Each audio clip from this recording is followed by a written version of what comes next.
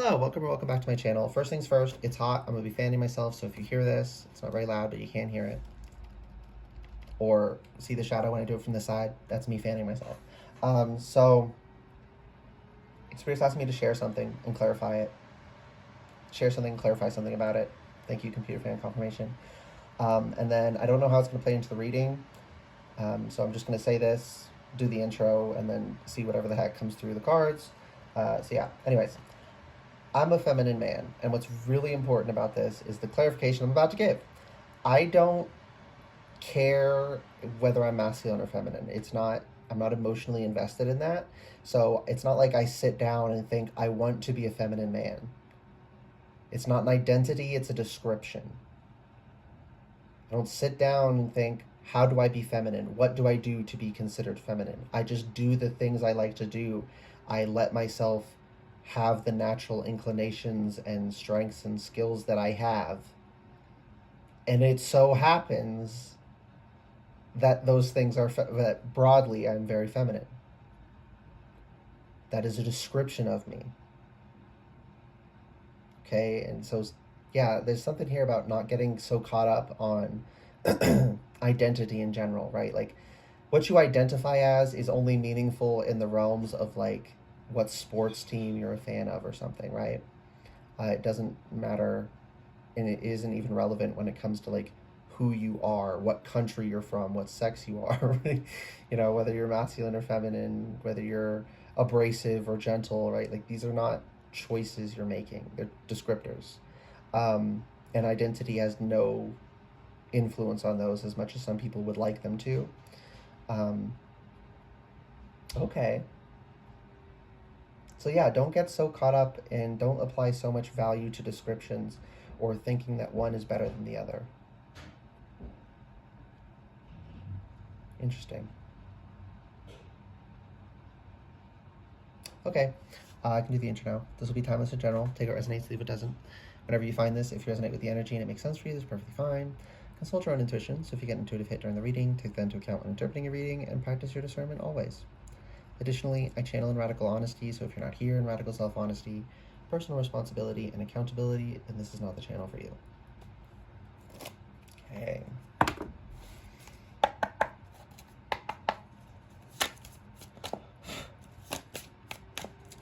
The deck feels like it's dusty, like energetically dusty. Like when I knocked on it, it was like plumes of dust popped out, and then I had to blow on it.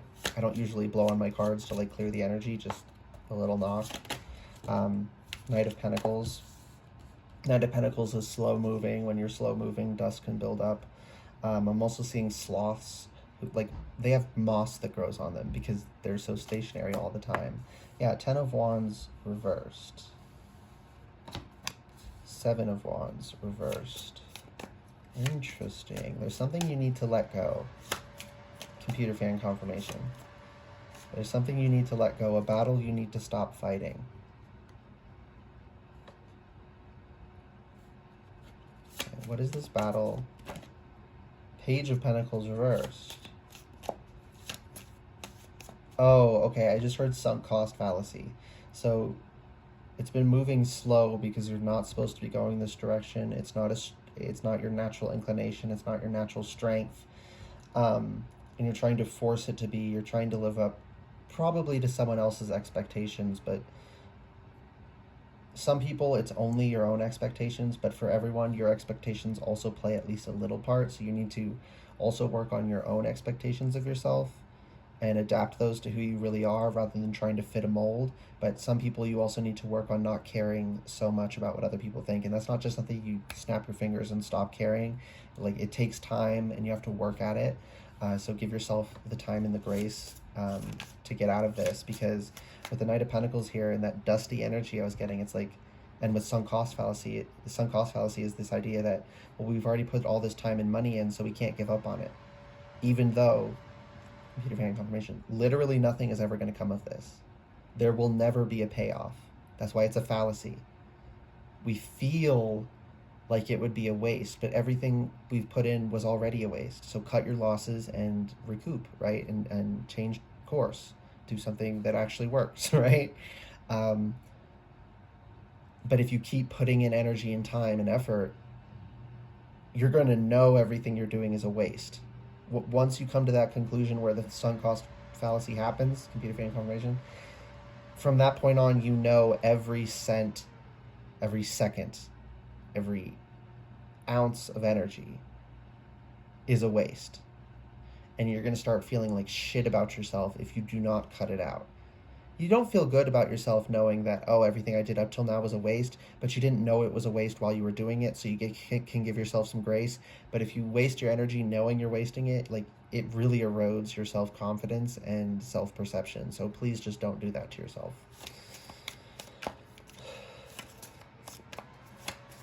Yeah, and I just heard that it's like a Sisyphean task which you're trying to force on yourself, trying to be someone you're not.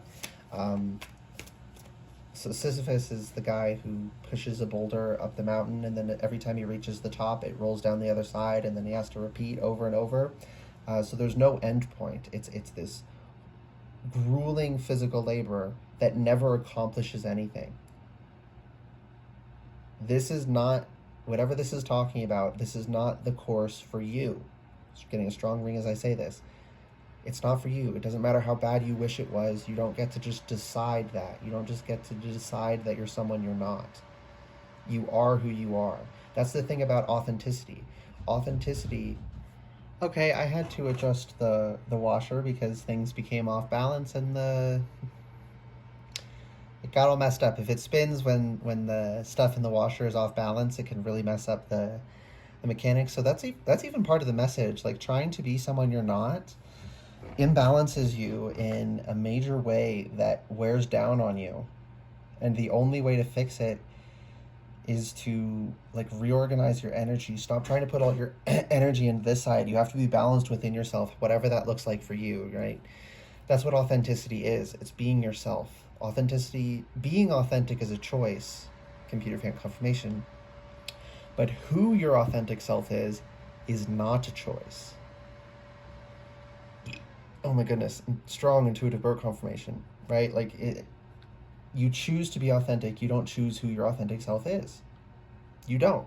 And that is a lie that has been very prolific lately in our world. And by lately, I mean like years now. And the consequences have been building and building and building. And it's had catastrophic consequences to tell people that who they are is a choice. It matters how you identify rather than who you are. Identity doesn't mean shit. Identity is meaningless outside of, like, what, I think I already said this, outside of, like, what sports team you're a fan of, what club you join. That's where identity matters.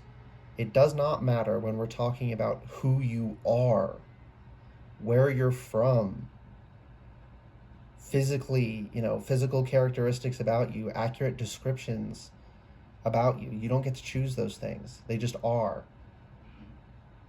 You can choose to accept them, but you don't get to choose what they are. Which kind of connects into what I was saying about, what I opened with about, like, Page of Cups, about being a feminine man. I was heavily discouraged from allowing myself to be myself from a very young age. Computer fan confirmation. But that would be inauthentic, and I think people should be authentic. The only parts of ourselves that we should not allow and that we should try to change and or get rid of are parts that are toxic or harmful. Things that are neutral, just because some people don't like, like, not everyone likes me. That's fine. No one is liked by everyone. No one is everyone's cup of tea. But that I'm not your cup of tea does not mean I'm doing anything wrong. It just means we don't get along. That's fine. Don't be a fucking freak. Oh, you have to act the way I like people to act. Like, fuck you. Not y'all, unless you do that shit, but I'm talking to the people who do that shit. Okay. Why is the Page of Cups here? Because you need to get to know yourself. You need to stop fighting yourself. Yeah, Five of Cups reversed. Stop focusing on the cups that were never full. Computer fan confirmation. That never could be full, and accept where your strengths lie.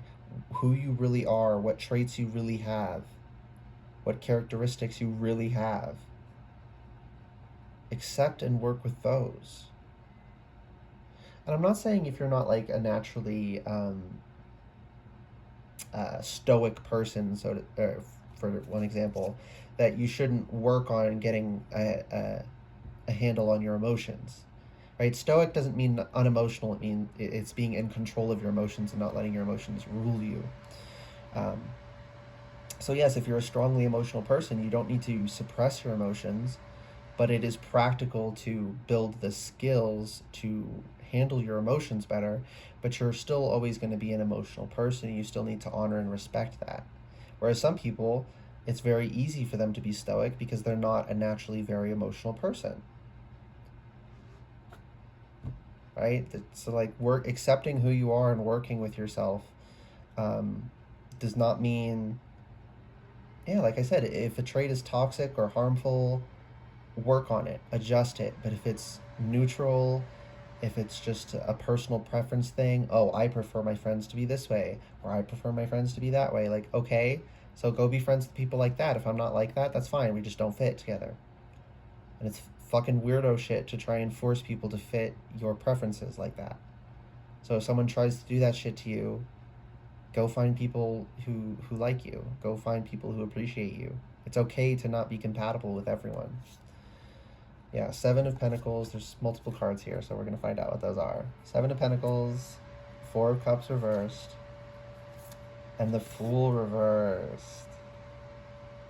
You're already fed up with the Four of Pentacles reversed, and with the Fool reversed, you already started this journey. So this message feels like a signpost along the way, not calling you to start the journey. You're already on it. You're already fed up with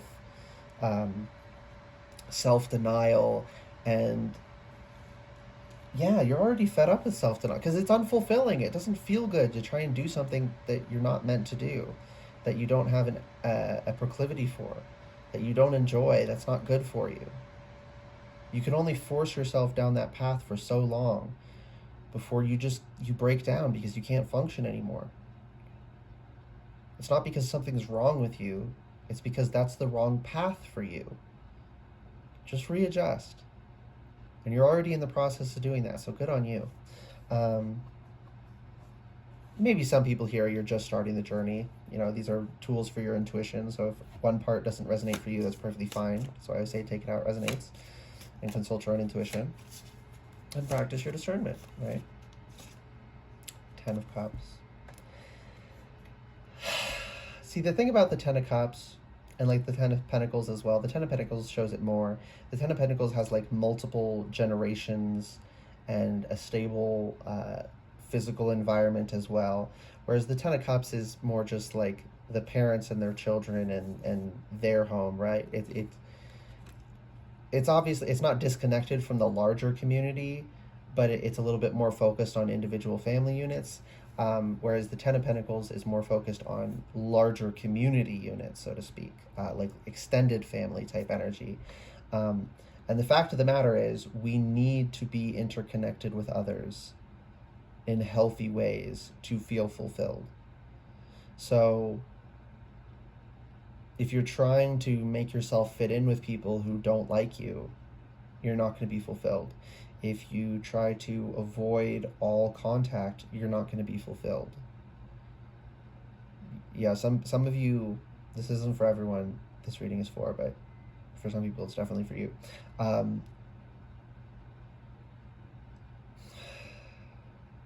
You are afraid to admit that you crave relationships of any kind. But most specifically, like friendships and familial relationships. There's a degree of like accepting that you want, yeah, computer vein confirmation, that you want sexual and romantic relationships, but it's the platonic things that for some reason you struggle to admit you want, because it feels more vulnerable and dangerous for some reason. So that's a specific message for some people to work on. Okay, anything else Four of Wands reversed and Empress reversed. And I just heard if you want it, then you should have put a ring on it. Yeah, if you want it, you should commit to it. So this isn't just talking about like getting married to someone, but the King of Pentacles reversed. The Four of Wands that can have the connotation of marriage, right? But it's just to say, like, you have to physically take the action towards things if you want them in your life, right? And with the King of Pentacles reversed, that's something that's been lacking, the physical, you know. And like I was saying, with those who struggle with relationships, if you crave familial relationships, you have to form and maintain those bonds, right? Like family relationships, so many people just take them as a given. Oh, well, we're family, so we have to be close. Yeah, but if you don't actually talk to each other and like spend time together, you're not going to have a relationship. It doesn't matter that you're related, and it also doesn't matter if you're related when it comes to family. Like, as someone who picks up on energy very well, always has, sees way deeper than most people, adopted children have the exact same energetic relationship to their parents that biological children who live with their parents do. And it does not matter if they are biologically related. They do not have that bond to their biological parents if someone else is their adoptive parents and they live with them and their biological parents didn't care for them. So it literally doesn't matter. Like, I mean, of course, your genetics matters because like we can have genetic predispositions to certain things, right? So like it matters in that arena, but in the arena of like familial relationships, the actual connection, it's completely irrelevant. Completely irrelevant, right? Like, and the bonds between siblings relatedness is irrelevant. To the energetic aspect of the bond, it's exactly the same. Whether they have the same two parents, one parent they share and they have different other parent, or they share no genetic relation whatsoever. If they are siblings, they will have that sibling energetic bond. And if they are biologically related siblings, but they don't have a bond, they won't have that energetic bond there. That was very important for someone. So yeah, take the steps towards turning these three things upright. So the four, yeah, and then Three of Pentacles peeked out as I picked this up. Put in the work, and also three. We got three cards here. Yeah, put in the work to feel stable and connected. Put in the work to take action towards your goals with the King of Pentacles, and with the Empress, turning that upright. Put in the work to feel secure and provide for those you love, and provided for by those you love as well, in whichever way, shape, or form that takes, right? Some people are more physical providers, some people are more emotional providers. All are important. And here's one last thing. If you try to reach this, like some people, they want everything to be 50-50. That's not realistic or healthy. If it so happens that you are a person who is naturally 50-50 on providing, protecting, and homemaking, and you want a partner who's the same as you, and it's organically how it works out for y'all, that's wonderful. That is the right course for those people. But for most of us, we are much more in one arena than the other. We are much more homemaker or much more protector, provider type energy, right? Just like masculine and feminine, we're never 100% one and 0 the other.